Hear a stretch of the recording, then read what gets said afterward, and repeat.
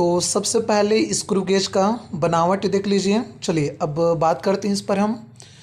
तो एक screw gauge हमने लिया और इसमें लिस्ट पॉइंट है 0.1 मिलीमीटर, अर्थात हम इतना वैल्यू, कम से कम वैल्यू ज्ञात कर सकते हैं और इसका अधिकतम वैल्यू ज्ञात किया जा सकता है 25 मिलीमीटर तक। ओके, तो इसमें 0.01 को लिस्ट वैल्यू कहा जाता है। और 0.01 क्यों आता है? क्योंकि जब हम 1 मिलीमीटर का 1/100 भाग ज्ञात कर सकते हैं, इसके कारण 0.01 करके लिया जाता है। ओके, अब यहाँ पर जैसे देखिए, तो सबसे पहले हम लोग एरर पर बात करें कि एरर किस प्रकार से स्क्रू गेज का निकाला जाता है। मान लीजिए कि हम यहाँ पर किसी तार की मोटाई ज्ञात कर रहे हैं, हमने तार को यहाँ पर लेकर चला। तो चलिए सबसे पहले देखें कि एरर का अर्थ यहाँ पर क्या होता है।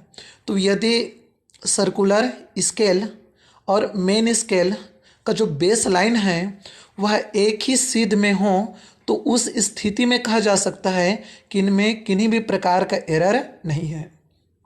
जैसे यहाँ पे देखिए, सर्कुलर स्केल का जो बेस लाइन है 0 वाला वैल्यू और मेन स्केल का जो 0 वाला वैल्यू है वह दोनों एक ही सीध में है। तो इस स्थिति में हम ये कह सकते हैं कि इनमें किन्हीं भी प्रकार का एरर नहीं पाया जाएगा। तो आपको नॉर्मल इसका रीडिंग या मेजर लेना है, जैसे लेते हैं वैसा ही, ठीक है। तो जैसे यहाँ पे देखिए, किन्हीं भी प्रकार का तो एरर है नहीं। लेकिन हम यहाँ पर एक ऐसी स्थिति ले लेते हैं, एक ऐसी स्थिति बना रहे हैं आपको समझाने के लिए, ताकि इसमें कुछ एरर आ जाए। तो चलिए आप लोगों को समझाने के लिए एक हम ऐसी स्थिति लेते हैं जिनमें कुछ एरर पाया जा सकता है स्क्रू गेज में। ओके, तो चलिए यहाँ पे देखिएगा, एक हम कंडीशन लेते हैं जिनमें कुछ एरर पाया जा रहा हो। अब जैसे यहाँ पे देखिए, जो सर्कुलर स्केल का बेस लाइन है वह मेन स्केल के बेस लाइन से पीछे है वो, ठीक है। तो इस स्थिति में इसे हम लोग निगेटिव एरर कहते हैं, क्योंकि इसमें का जो बेस लाइन है सर्कुलर स्केल का वो मेन स्केल से पहले है या पीछे है, तब इसे हम लोग निगेटिव एरर कहेंगे। इसका तात्पर्य यह है कि इसमें जो वैल्यू प्राप्त होगा वह एक्चुअल वैल्यू से कम होगा। तो उस स्थिति में हम निगेटिव एरर होने पर उसको प्लस कर देते हैं। अब कितने का डिफरेंस यहाँ पर काउंटिंग कीजिए। तो जैसे इसमें देखिए 1 2 3 4 और 5 यहाँ पर डिफरेंसेस आ रही है बेस लाइन और मेन स्केल के बेस लाइन और सर्कुलर स्केल के बेस लाइन पर। आप गिन सकते हैं 0 से लेकर उस बेस लाइन तक देखिएगा तो 1 2 3 4 5, ये 5 यहाँ पर डिफरेंस हमें प्राप्त हो रहा है। ओके, तो जैसे इसमें देखिए हम क्या करते हैं, वैसे अलग अलग प्रकार की इसमें लिस्ट वैल्यू पाई जाती है, ठीक है। तो जो हम यहाँ पे ले रहे हैं इसमें कितना पाया जा रहा है, लिस्ट वैल्यू जो है वो 0.01 था, तो एरर यहाँ पर 5 आया और लिस्ट वैल्यू को 0.01 को हम यहाँ पर मल्टीप्लाई कर देंगे। तो उस स्थिति में हमें यहाँ पे प्राप्त हो जाएगा 0.05 मिलीमीटर करके।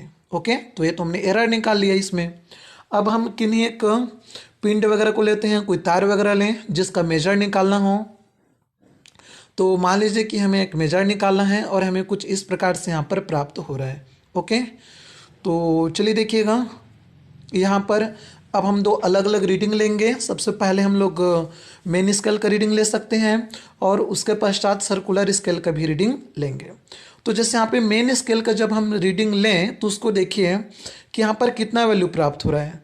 तो जैसे यहाँ पर 5 तक है, देखिए वहाँ पे 5 वैसे लिखा हुआ है, तो इसका वैल्यू कितना आ रहा है 0 से लेकर, हम यदि काउंटिंग करें रेखा को देखें तो 1 2 3 4 5, तो कुल इनमें 5 लाइन है। तो हम कह सकते हैं कि इसका वैल्यू जो है वो आप काउंटिंग कर सकते हैं, 1 2 3 4 5 तक आ रहा है। तो इसमें मेन स्केल का वैल्यू हमें प्राप्त हो रहा है 5 मिलीमीटर। ओके, तो इसका हम लोग वैल्यू लेकर चलते हैं कितना, 5 मिलीमीटर में। तो आपको इसका यूनिट भी याद रखना है।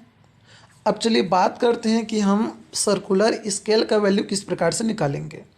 तो जैसे यहाँ पे देखिए कितना वैल्यू आ रहा है, जो सर्कुलर स्केल का जो लाइन है, ठीक है, और जो मेन स्केल का बेस लाइन है, तो वे कहाँ पे मिल रहा है, तो वे 30 में मिल रहा है, 30 में।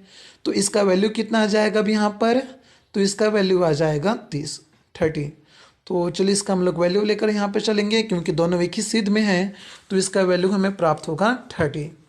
तो हमने इसमें लेकर चला 30 मिलीमीटर में, और हम लिस्ट वैल्यू को भी मल्टीप्लाई कर देते हैं इसमें। तो याद रखिएगा, जब भी सर्कुलर स्केल को हम लोग कैलकुलेट करते हैं तो लिस्ट वैल्यू को भी मल्टीप्लाई किया जाता है, कम से कम मान को भी हम लोग लेके चलते हैं। तो ये प्राप्त हो गया 0.03 मिलीमीटर के रूप में। अब जैसे इसमें हम लोग टोटल रीडिंग निकालें, तो मेन स्केल की रीडिंग और सर्कुलर स्केल की रीडिंग को प्लस कर देते हैं।